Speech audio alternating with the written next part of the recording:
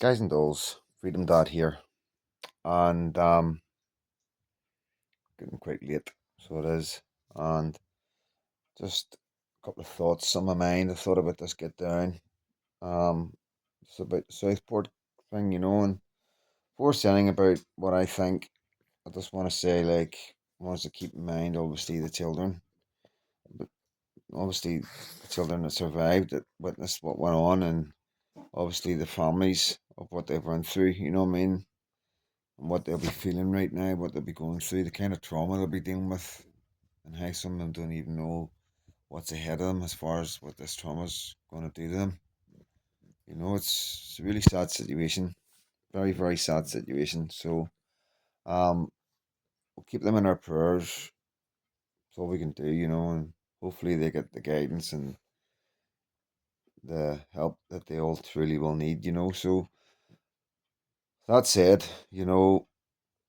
guy pled guilty, so I'm just gonna give you my what I think, my concerns. To be honest with you, like I am concerned, just the way it all worked out.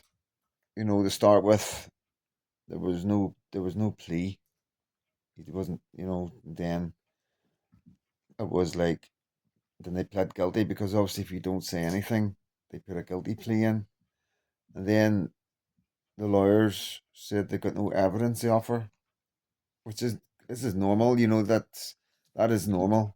That happens quite a lot because it's on the prosecution to prove the guilt.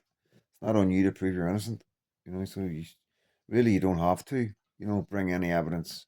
So a lot of cases I know that's the way it'll start. Got no evidence to bring. If you think it was me, prove it.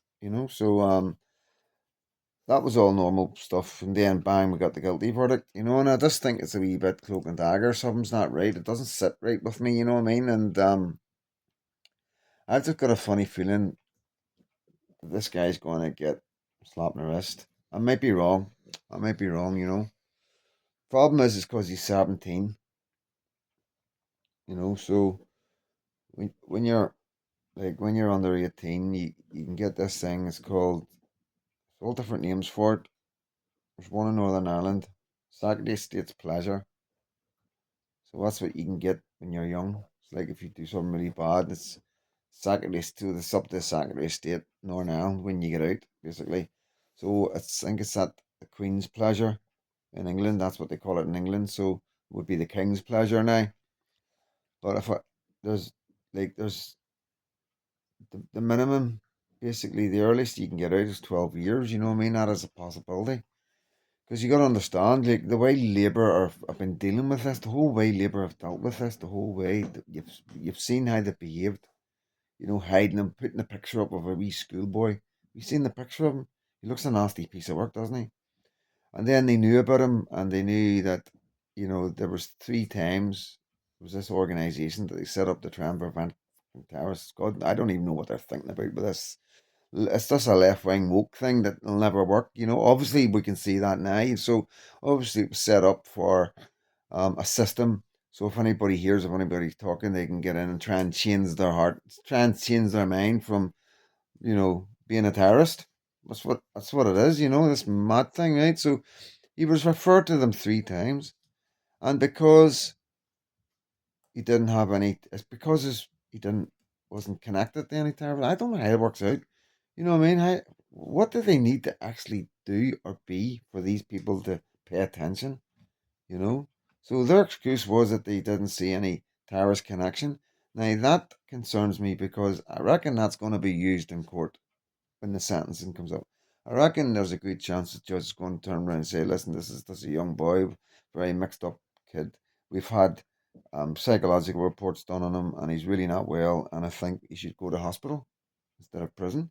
And that could happen, guys, and then and that scenario happens, you know, at the end of the day, once a doctor says, oh, he's fixed now, they let them out. They do let them out. So I'm hoping it's not like that. I just got this feeling the way Labour's behaved from the start. It does worry me. It does worry me that for some reason they want to really get it across that this guy isn't a terrorist. There's no two ways about it. It does. You don't need to come from Afghanistan or Iraq or Syria or anywhere Pakistan to be a terrorist. You know, you don't need to be sworn in on the Bible like terrorists do in Northern Ireland and whatever. I don't know what it is they're looking for. This guy, and once you go down that road of looking into it, planning, getting the racing made up, downloading manuals that give you precise instructions of how to make car bombs and stuff like that. Because it's like anything. Once you know, it's pretty easy. Like it really is. And yeah, he's definitely a terrorist, 110%. Obviously not very good terrorist because he was young. But if he had had somebody around him that might have held him back a wee touch and got him a wee bit older and wiser, he could have been quite a dangerous man. So yeah, how dangerous. I know that doesn't sound right. See what he done. But I'm talking about like a huge big bomb in the middle of London or something, or like a whole school getting wiped out. And that's what I mean. Like. Thursday's getting sentenced, guys. So we'll find out what's happening then. But I am worried. Oh, I'll get this off my chest. Oh, sorry, guys. I am worried about it. Um, just all the three things I'm picking up, guys. I'm worried that he's not going to get what he deserves. Hopefully I'm wrong. Hopefully I'm wrong. Surely they wouldn't do that to the families, eh? Surely not, eh? At the end of the day, you should be looking at least 30 years, 25 to 30 years, you know? It's not gonna get, it's not life. There's no such thing as life. Life doesn't mean life. You know what I mean? Life, you get a life sentence and the judge basically tells you how long you got to, the earliest you can get out. So really what should happen is the judge will go, right, you're getting life off and your earliest chance of parole is 25 or 30 years. That's what it should be. They're in about that marker, you know. And then even at that stage, you know, at 25, 30 years, they can still say no. You know what I mean? They don't mean they're gonna, you know what I mean? But it's a tricky one, guys. It really is a tricky one. How old are you old enough to know what you're doing? You know? What was it? I mean, I got 3 years when I was 16, you know? Um, yeah, I was in the big boys deal when I was 16. I was in a man's jail with men, with paramilitaries, loyalist and Republicans, so I was punished like an adult at 16, but I suppose times have changed. But yeah, I was responsible for what I was up to at 16. Fully responsible. I wasn't, yes, I was very young. Some of us mature in the head quicker because of how we've been brought up.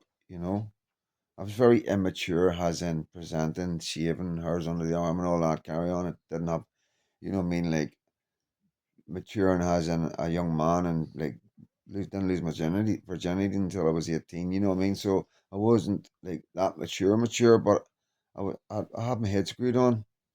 I did. I had a really good street head at 16. So there's I, there's no question about it. 16, 17 or 18. You know what you're doing. And you know the consequences.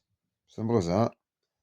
Um, it is a tricky one, but I can see where the lefts are going to argue this. I can see how Labour might push for a hospital order, or you know what I mean? Because what you got to understand, whatever's going on is behind the scenes. You know what I mean? And just the way this went with because don't tell me the lawyers didn't know what was coming. The lawyers knew. They've been having meetings after meetings after meetings with this guy. They know exactly what's going on. And then the way it went, oh, um, guilty, not guilty, because he wasn't didn't want to give a plea. So obviously it's a not guilty verdict. So you would have knew that. They all know that. You know what I mean? So don't think for 1 minute that this is all and then they say we don't have any evidence to offer. You know what I mean? Which is normal. You know, and then boom, a guilty. So I don't understand why the guilty verdict just didn't go straight in. You know, doesn't make any sense at all. I don't get that. But I mean, you're telling me after all these months in prison, all these meetings that they would have had with their lawyers, that in the space of hours that this all got worked out. No chance. No chance. There's more to this meets the eye. So that tells me there's something not right.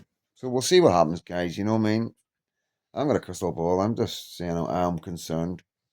Just the way Labour, but they've got what they wanted. They haven't got a trial, so all the secrets are going to be kept secret. We are going to get bits and pieces, but nowhere near what they know, what we should know, what we're entitled to know, what the public are entitled to know. We're not going to find that out right now because there's no trial.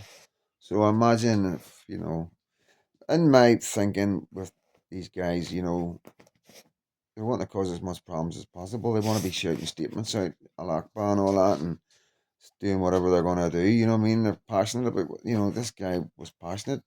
That's been made clear. He definitely knew what he wanted in life. So, I find it strange that he's copped out the guilty plea rather than take it through the trial and cause everybody problems and cost money. You know, doesn't make any sense, does it? Unless there's a deal been done. It's the only thing I can think of. His lawyers and him know there's been a deal. If you plead guilty, well, this is what we're going to do for you. That's I'm just looking at it logically. I'm hoping I'm wrong. I'm hoping I've got it all wrong. It's no big deal getting it wrong. You know what I mean? It just who would be surprised? You know what I mean? Who else is thinking like this? I'm not on my own thinking like this. And I imagine we'll find it on Thursday. So there's three ways I can go. We can go domestic responsibilities, which is basically hospital, or we can go to the King's Pleasure, which will be a minimum of 12 years. So after 12 years, he can be released.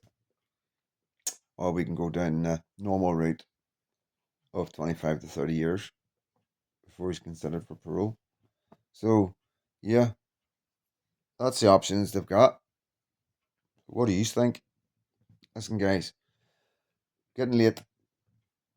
Cheer up. It's got a wee tiny bone. Because obviously, I know you know about the fight. So, I've brought the bone round here. Well, bit of the bone was a big, massive fucking leg bone, man, with a knuckle bit and all that. It's all been smoked and everything. You know what I mean? Really good bones. So, there's like a bit of knuckle came off. So, I've let her have a wee bit of knuckle. I'm going to change the bed tomorrow. So, I'm not fussed. And, yeah. Boy, he's down. He's got the rest of it down there. So, yeah, so they'll have a wee munch on that. Then that's us. Bedtime. Gonna just catch up on a bit of YouTube. I'm actually quite tired. Probably doze off quite soon. Been so I had a really before I go, guys. I had an amazing time with the baby at night. So we went to the doctors. We had a problem. We put up a problem. They weren't. Kitty wasn't too happy about things, and we went to the doctor. Everything's fine. Everything's absolutely fine. And we came back and Katie's making something neat. So I'm like, "I've got a wee bit tired. So I'm going to lie down for half an hour. Because the baby was up the stairs. So I went up the stairs and she was moving about. So I picked her up and I've put her on me. And I've lay in bed with the pillows and I've sat up and I've had her lying next to me in my shoulder here. So she's moving about and it's quite nice and comfortable.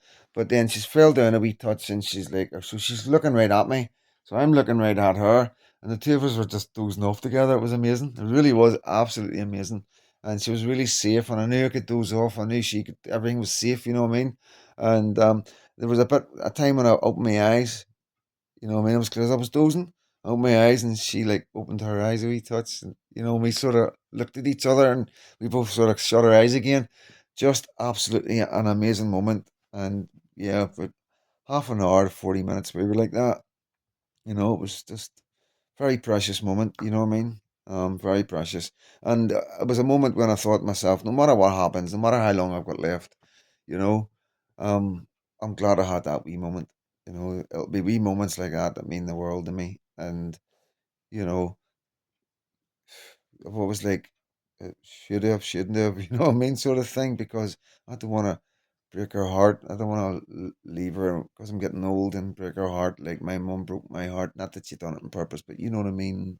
And there's always that wee hang there, if I done made a mistake, you know what I mean. And but the night was, you know, that was the nail in the coffin for me as far as knowing I haven't, you know what I mean. And even if I only have them wee moments, that's all that matters. I can't put a price on it, guys. I really can't. I'm just blown away. So I just wanted to share that with you. All the bad stuff, thinking about these week. I know you're all thinking. I know what everybody's thinking right now. I know we're all the same. I can hear it in some of the YouTubers' voices.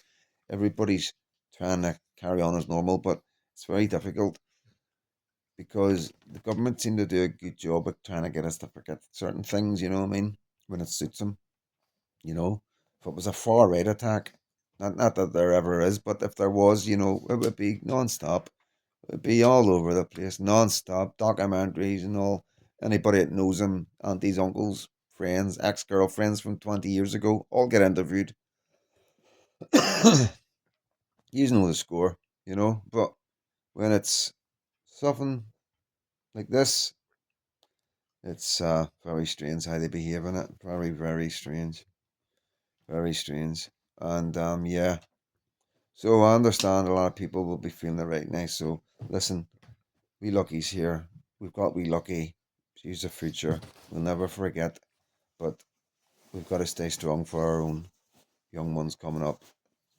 And that's the most important thing right now, guys. So that's the wee bit about Lucky to let you know that, there's a silver lining, and I don't know what else to say, guys, but let's keep them all in our prayers. Let's keep the parents and the family members in our prayers. Let's keep the children that have survived in our prayers and hope they get the help that they need. Hope they all get the help that they need. And, you know, yeah, very sad. Very, very sad. But listen, all my love, guys, and God bless.